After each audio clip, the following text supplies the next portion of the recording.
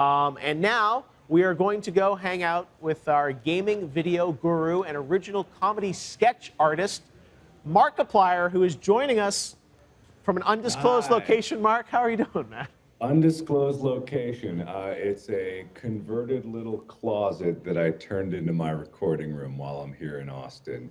And I apologize in advance. I am tired. We were filming until 8 a.m. last night, and I got maybe like 4 or 5 hours of sleep. So if I fall asleep mid-interview, please forgive me. No, we're so thrilled to have you with us. And yeah, I heard you're working on this new thing with Rooster Teeth down there in Austin, so we totally understand. Thanks for making the time to come hang with us. Tell us a bit about this, because I know it sounds like a really kind of cool interactive project that you're working on, right?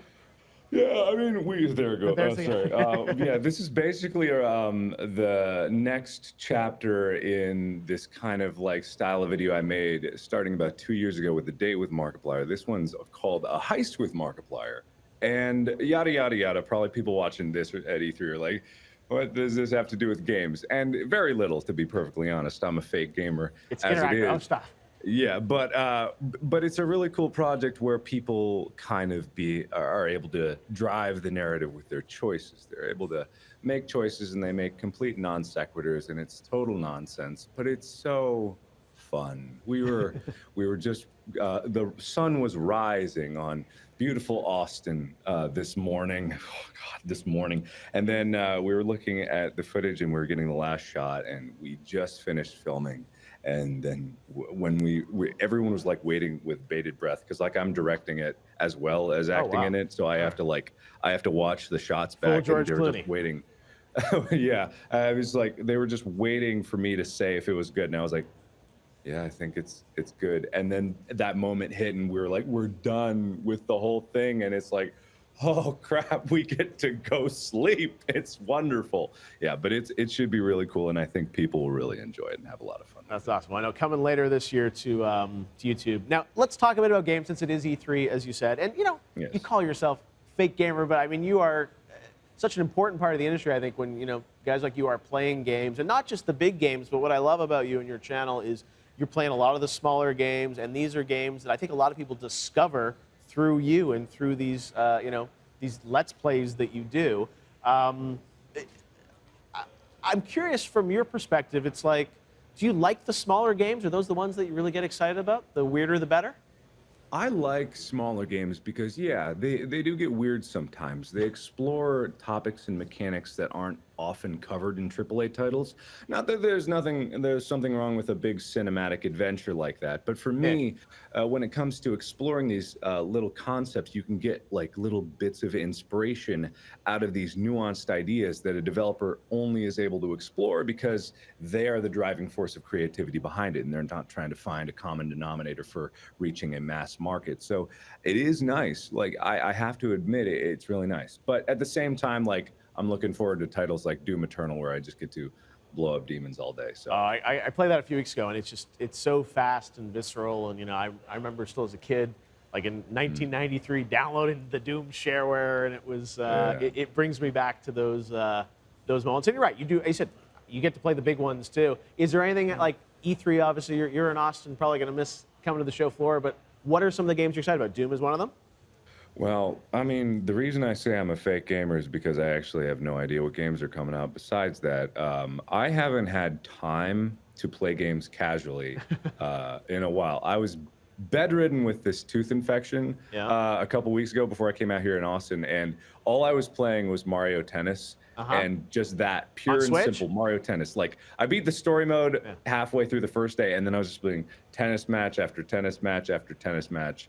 And so, like, my ability to game and my ambition to play games has diminished incredibly since I started doing it as a job. Well, I guess it must be awkward, because it's like now it's like when you're playing, you sort of want to commentate probably as you play by yourself. No, the opposite. Yeah, I'm weird, but I ain't that weird that I'm sitting alone in my room mumbling to myself. No.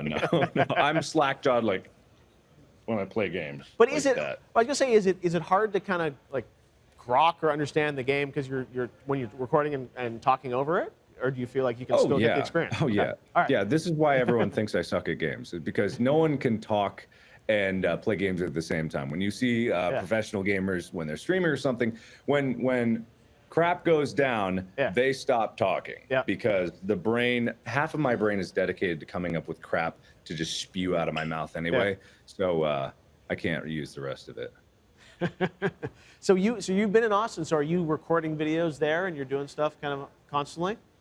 Yeah, my I've God. been playing the new Five Nights at Freddy's VR one because that's Okay. kind of my shtick. Yep. So that's been really fun. Like probably the best VR game I've played. Not just because like, oh yay, Five Nights at Freddy's, but like from a authentic standpoint of the experience, the Right. Five Nights at Freddy's recipe works really well in VR because you just don't move. So it's really nice. Wow. Well, I love that you get to play so much stuff and bring games to so many people.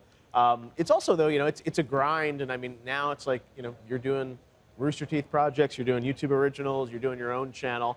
Talk to us a bit about. I mean, do you still have fun playing games, or does it feel like work sometimes?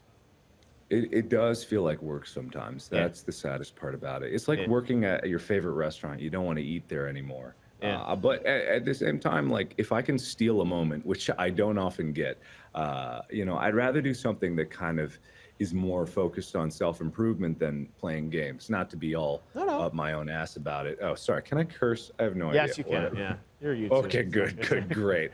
Go So like, on. but if I'm taking some time to myself, I'd rather like, go for a run or go rock climbing or try to learn Korean, which is what I'm trying to do these days, Oh wow. and take some time for myself instead of, just killing time with playing games. Because playing games is great and it's very rewarding, but at the same time, I have so little time to spare these days, so I want to use it as wisely as I can. No, and he said like the life of being a content creator. It's like it's a lot of like being in on camera, being in a room, editing, putting that stuff all together. So it's like you said, I think you have to have those breaks, otherwise you sort of you end up doing the same thing day and night, and that can be challenging. And I'm sure, and you've been doing it for a lot of years now, I'm sure. So it is an active balance, right? Yeah, absolutely. I was talking to Soda Poppin the other day about it, and the life of a Twitch streamer is very different from the life of a YouTuber, but also oddly similar, just from the amount of workload. And just hearing from him about, he streams for 6 days a week, 12 hours a day. He's got his life regimented purely on streaming, and I'm like, man, I would go crazy if I did nothing but work. And then I looked at my life, I'm like, oh crap, I do nothing but work. And I have no life. Oh no. So yeah, it's all the same boat. But still, that's why I think doing some of these new projects like this Rooster Teeth thing, it's like it's completely different, and it's like you're making your own movie, right?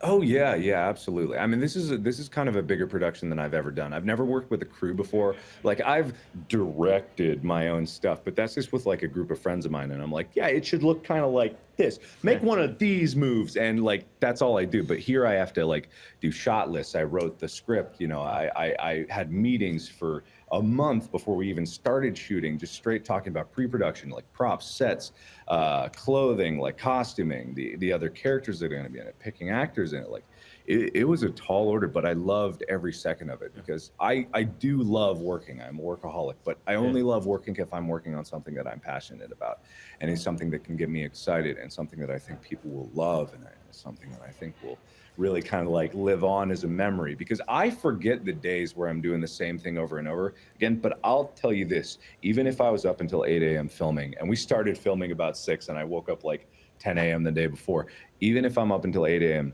working on a shoot like this, I will remember this day for the rest of my life because of how much it meant to make that happen on that day in the time frame that I needed to make it happen. Yeah, no, and it challenges you, right? And that's the thing. This is something new. It's something different. And obviously, you've done tours, you've made lots of videos, and I imagine for you, it's there are lots of projects you could pursue, but it's nice to even your merch line with Jack and everything. I mean, you've got so many things going on. It's like how do you select the thing? What you put your time into now? Is it just what creatively excites you?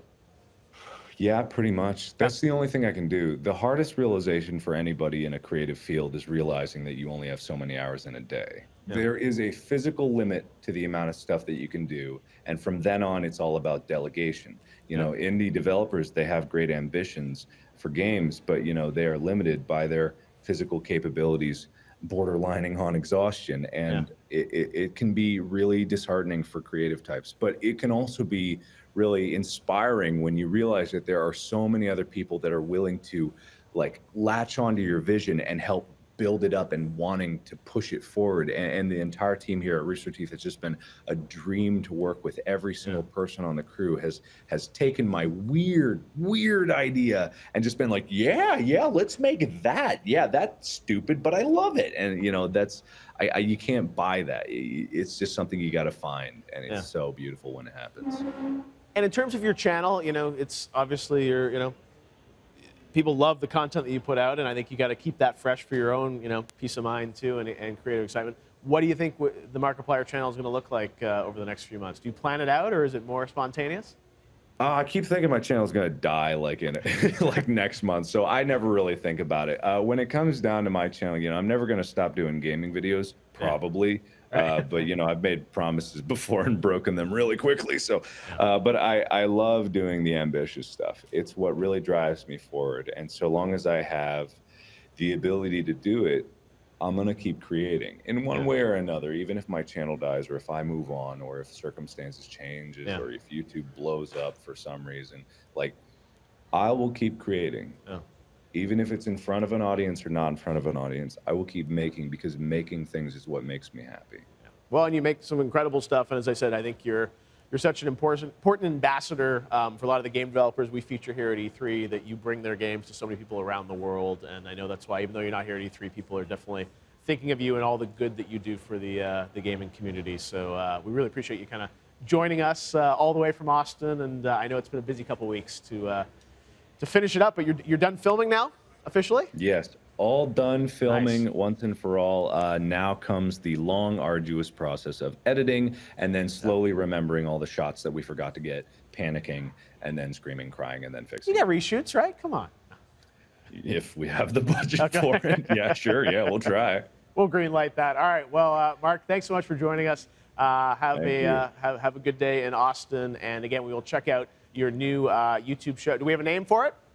Heist with Markiplier, because I'm a narcissist. All right. Heist with Markiplier, coming later this year to YouTube. Mark, thanks again for taking the time. Thank you. I go sleep.